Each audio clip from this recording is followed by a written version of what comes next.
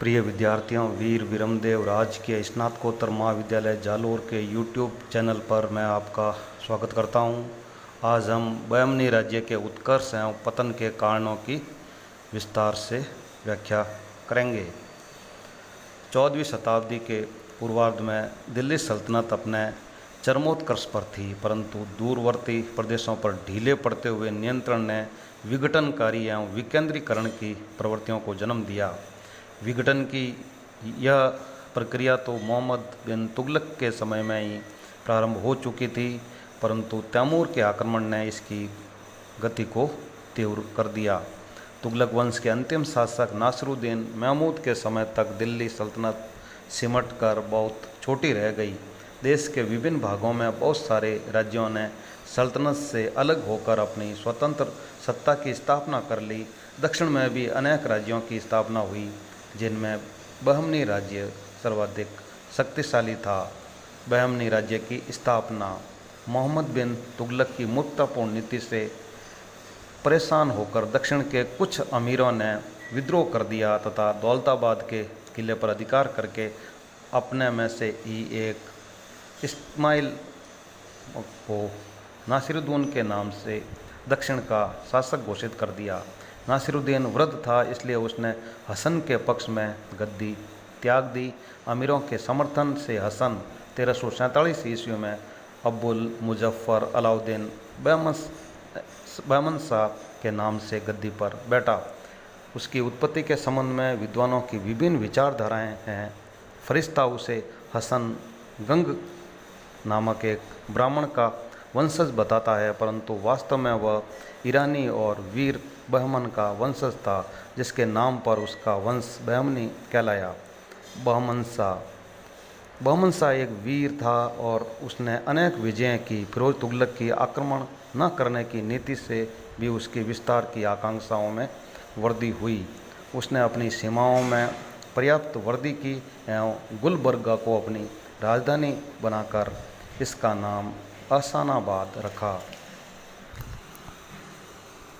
उसने अपने साम्राज्य को 4 तरफ अथवा प्रांतों में विभाजित किया: गुलबर्गा, दौलताबाद, बरार एवं बीदर, एवं प्रत्येक में एक सूबेदार नियुक्त किया। मोहम्मद शाह प्रथम। बहमन शाह के पश्चात उसका पुत्र मोहम्मद शाह प्रथम गद्दी पर बैठा, जिसने बहुत सारे प्रशासनिक सुधार किए।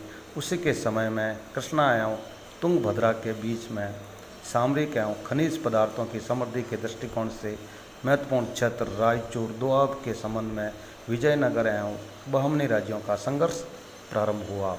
उसकी विदेश नीति एवं विदेश संबंधों का आधार ही विजयनगर एवं वारंगल में शत्रुता था एवं वह दोनों पर ही हावी रहा। मोहम्मद शाह प्रथम की मृत्यु के बाद कुछ समय अव्यवस्था रही। उसका पुत्र मुजाहिद शाह गद्दी पर बैठा और उसने विजयनगर के विरुद्ध अभियान में स्वयं भाग लिया। विजयनगर पर अधिकार न कर पाने के कारण वह वहाँ के शासक के साथ संधि करके वापस लौट आया।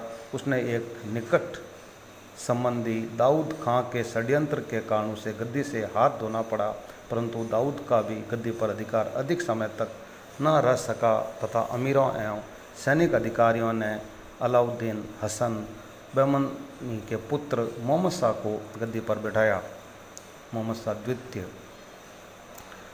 शाह द्वितीय विद्यानुरागी एवं शांतिप्रिय सुल्तान था, जिसके समय में कोई युद्ध भी नहीं हुए। उसने मस्जिदों का निर्माण करवाया, अनाथों के लिए निःशुल्क विद्यालय खोले और एशिया के विभिन्न भागों से विद्वानों को अपने दरबार में आमंत्रित किया। उसके शासन के अंतिम वर्षों में उसके पुत्रों में गद्दी प्राप्त करने के लिए संघर्ष हुआ। उसके 2 पुत्रों के बीच संघर्ष का लाभ उठाकर अलाउद्दीन हसन बहमनी के एक पौत्र फिरोज ने 1397 ईस्वी में गुलबर्गा पर अधिकार कर लिया और ताजुद्दीन फिरोज शाह के नाम से गद्दी पर बैठा। ताजुद्दीन फिरोज शाह को शेखों, विद्वानों एवं कवियों की संगति का बड़ा शौक था और उनके साथ वह देर रात्रि तक बातचीत करता रहता था। बुरहान ए मासिर के लेखक ने इस संबंध में विस्तार से वर्णन किया है, परंतु शीघ्र ही वह भी सामान्य व्यसनों का शिकार हो गया, परंतु उसने भी विजयनगर के विरुद्ध संघर्ष की परंपरागत नीति का पालन करते हुए युद्ध किए। विजयनगर के विरुद्ध 1397 एवं 1406 ईस्वी के प्रारंभिक 2 युद्धों में तो उसे विजय प्राप्त हुई और वह वहाँ के शासक से पर्याप्त धन की क्षतिपूर्ति के रूप में वसूल करने में सफल हुआ, परंतु 1420 ईस्वी के तीसरे युद्ध में वह बुरी तरह पराजित हुआ एवं उसे पर्याप्त दक्षिणी एवं पूर्वी क्षेत्रों की हानि उठानी पड़ी। इस पराजय का उसके शरीर एवं मस्तिष्क दोनों पर बहुत बुरा असर पड़ा तथा उसके भाई अहमद ने उसे हटाकर गद्दी पर अधिकार कर लिया।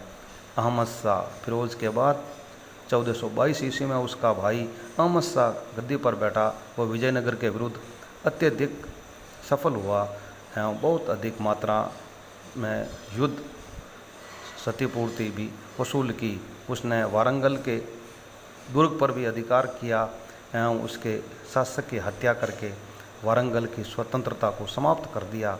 उसने मालवा के विरुद्ध भी युद्ध किया तथा वहाँ के शासक हुसंग शाह को परास्त किया तथा बहुत अधिक हानि पहुँचाई। कोंकण में हिंदू सरदारों को भी उसके हथियारों के समक्ष हार माननी पड़ी, परंतु गुजरात के शासक अहमद शाह प्रथम से वह हारा और संधि के लिए बाध्य हुआ। अहमद शाह ने अपनी राजधानी गुलबर्गा से बीदर परिवर्तित की। अलाउद्दीन द्वितीय बयामनी साम्राज्य का अगला शासक हुआ अहमद शाह का पुत्र अलाउद्दीन द्वितीय। उसने सिंहासनारोहण के तुरंत पश्चात सर्वप्रथम उसने अपने भाई मोहम्मद के नेतृत्व में हुए विद्रोह को दबाया। इसके पश्चात उसने कोंकण के हिंदू सरदारों से अपनी अधीनता स्वीकार कराई।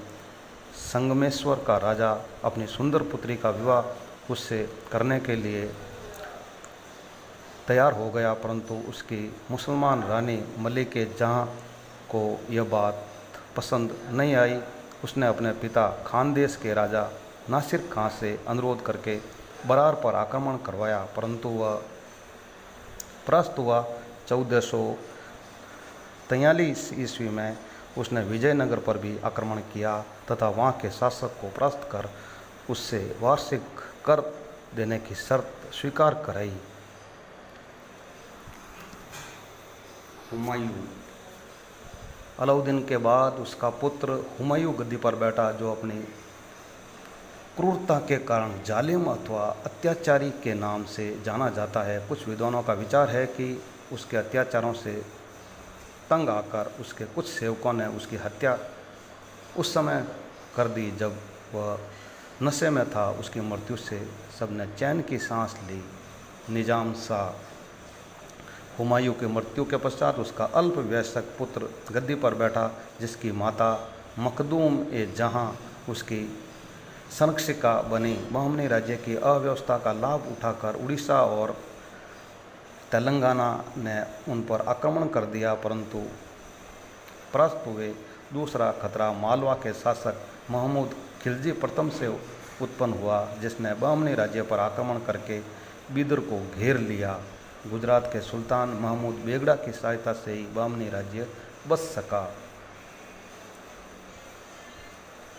मोहम्मद शाह तृतीय मोहम्मद शाह को राज्य कार्यों में कोई अभिरुचि न थी एवं सारा शासन प्रबंध उसका प्रसिद्ध मंत्री महमूद गवां क्या करता था, जिसकी ख्वाजा जहाँ की उपाधि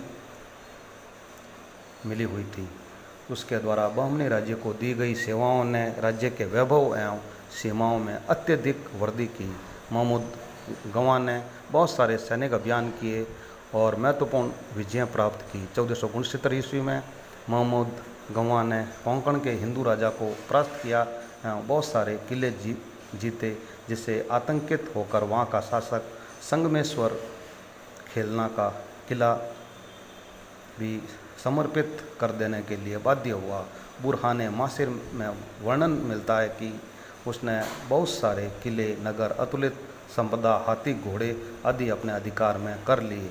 उसने विजयनगर साम्राज्य के एक महत्वपूर्ण बंदरगाह गोवा पर भी अधिकार कर लिया। इसी दौरान बहमनी राज्य के एक सेनापति निजामुल मुल्क बारही ने राजमुंदरी तथा कौंडवीर के किलों पर अधिकार कर लिया। यद्यपि 1474 ईस्वी में दक्षिण में भीषण अकाल पड़ा, परंतु महमूद गंवा के सैनिक अभियान निर्बाध रूप से जारी रहे। 1478 ईस्वी में उसने उड़ीसा पर आक्रमण करके उसको रौंद डाला और वहाँ से तभी हटा जब वहाँ के राजा ने उस पर बहुत सारे हाथी एवं कीमती उपहार प्रदान किए। महमूद गंवा की सर्वाधिक महत्वपूर्ण सैनिक उपलब्धि थी विजयनगर के विरुद्ध उसने 1481 ईस्वी में विजयनगर के विरुद्ध एक युद्ध के दौरान कांची अथवा कांजीवरम को घेर लिया। यद्यपि विजयनगर के सैनिकों ने साहसपूर्ण प्रतिरोध किया, परंतु अंततः परास्त हुए। महमूद गंवा की इन महत्वपूर्ण सफलताओं के कारण बहमनी दरबार के दक्षिणी अमीर, जो उसको परदेसी मानते थे, उससे ईर्ष्या करने लगे एवं उसको मार्ग से हटाने का षड्यंत्र रचने लगे। उन्होंने एक दिन सुल्तान मोहम्मद शाह को भड़काकर नशे की हालत में महमूद गंवा के वध के आदेश करवा दिए। बहमनी वंश के पतन की प्रक्रिया का प्रारंभ महमूद गंवा की हत्या के साथ ही बहमनी साम्राज्य की सत्ता के ह्रास और उसके पतन की प्रक्रिया प्रारंभ हो गई। मोहम्मद शाह थर्ड के पश्चात उसका पुत्र महमूद शाह 1482 ईस्वी में गद्दी पर बैठा। वह एक कमज़ोर शासक था, जिसकी कमजोरी के कारण प्रशासन में अव्यवस्था फैल गई। दक्षिणी और विदेशी अमीरों के बीच संघर्ष और अधिक उग्र हो गया तथा प्रांतीय सूबेदारों ने इस स्थिति का लाभ उठाकर अपनी स्वतंत्रता की घोषणा का अवसर ढूंढ लिया। महमूद शाह की नाम मात्र की सत्ता राजधानी के कुछ समीपवर्ती प्रदेशों तक सिमट कर रह गई। वह तथा उसके 4 उत्तराधिकारी राज्य के एक तुर्की अमीर कासिम बरीद उल मुमालिक के हाथों की कठपुतली बनकर रहे। 1504 ईस्वी में उसकी मृत्यु के पश्चात उसके पुत्र अमीर अली बरीद के हाथों का खिलौना बन गए। बहमनी वंश का अंतिम सुल्तान था कलीमुल्ला शाह, जिसने अपने वंश की प्रतिष्ठा को पुनः स्थापित करने के लिए गुप्त रूप से बाबर की सहायता प्राप्त करने की कोशिश की, परंतु निराश हुआ। 1527 ईस्वी में उसकी मृत्यु के साथ बहमनी साम्राज्य लगभग 180 वर्षों के शासन के पश्चात समाप्त हो गया। 1538 ईस्वी में बहमनी राज्य के अवशेषों पर 5 राज्यों का निर्माण हुआ: बीजापुर, अहमदनगर, गोलकुंडा, बीदर एवं बरार। बहमनी वंश के पतन के कारण बहमनी साम्राज्य दक्षिण में एक उल्का नक्षत्र की तरह उदित हुआ और लगभग 2 शताब्दी के अस्तित्व के बाद समाप्त हो गया। भारत का वृत्त इतिहास के लेखकों ने लिखा है कि बहमनी शासकों का 180 वर्षों का शासन युद्धों तथा दरबारी षड्यंत्रों एवं ग्रह कलह का इतिहास था। इस वंश के 18 सुल्तानों में से 5 की हत्या हुई, 2 अधिक मद्यपान से मरे, 3 को पद से हटाया गया, जिनमें से 2 को अंधा कर दिया गया। इस प्रकार यह समझ में आता है कि आंतरिक संघर्ष और कुचक्र ही बहमनी साम्राज्य के पतन के कारण थे। रायचूर दोआब के प्रश्न पर विजयनगर साम्राज्य तथा साथ ही अन्य पड़ोसी राज्यों से भी सतत संघर्ष इस वंश के पतन का एक महत्वपूर्ण कारण था। यद्यपि समय समय पर बहमनी सुल्तान विजयनगर शासकों को परास्त करने में सफल होते रहे तथा अन्य पड़ोसी राज्यों के विरुद्ध भी सफलता प्राप्त करते रहे, परंतु इन संघर्षों ने इनकी शक्ति को अत्यधिक क्षीण कर दिया। परवर्ती सुल्तानों की अयोग्यता भी इस वंश के पतन का एक महत्वपूर्ण कारण बनी। मोहम्मद शाह तृतीय के वजीर महमूद गंवा की योग्यता के कारण इस वंश की सीमाओं और प्रतिष्ठा में अत्यधिक वृद्धि हुई थी, परंतु महमूद गंवा के बाद शासन में अव्यवस्था और अराजकता फैल गई। परवर्ती बहमनी सुल्तान उसी प्रकार अयोग्य, निकम्मे और असमर्थ थे जिस प्रकार औरंगजेब की मृत्यु के पश्चात परवर्ती मुगल बादशाह वे भी सैयद बंधुओं की तरह अमीरों के हाथों की कठपुतली बन गए थे। ऐसी परिस्थितियों में साम्राज्य का पतन अवश्यंभावी था। दक्षिण तथा परदेशी अमीरों के बीच का संघर्ष भी बहमनी साम्राज्य के लिए घातक सिद्ध हुआ। इनके संघर्षों ने राज्य की जड़ों को ही खोखला कर दिया, जिसका लाभ उठाकर प्रांतीय गवर्नरों ने अपनी स्वतंत्रता की घोषणा कर दी। अंततः बहमनी राज्य का विघटन हो गया और उसके अवशेषों पर 5 स्वतंत्र मुस्लिम रियासतों का जन्म हुआ। प्रिय विद्यार्थियों, इस प्रकार आज हमने बहमनी साम्राज्य के उत्कर्ष एवं पतन के कारणों की विस्तार से व्याख्या की है। थैंक्स।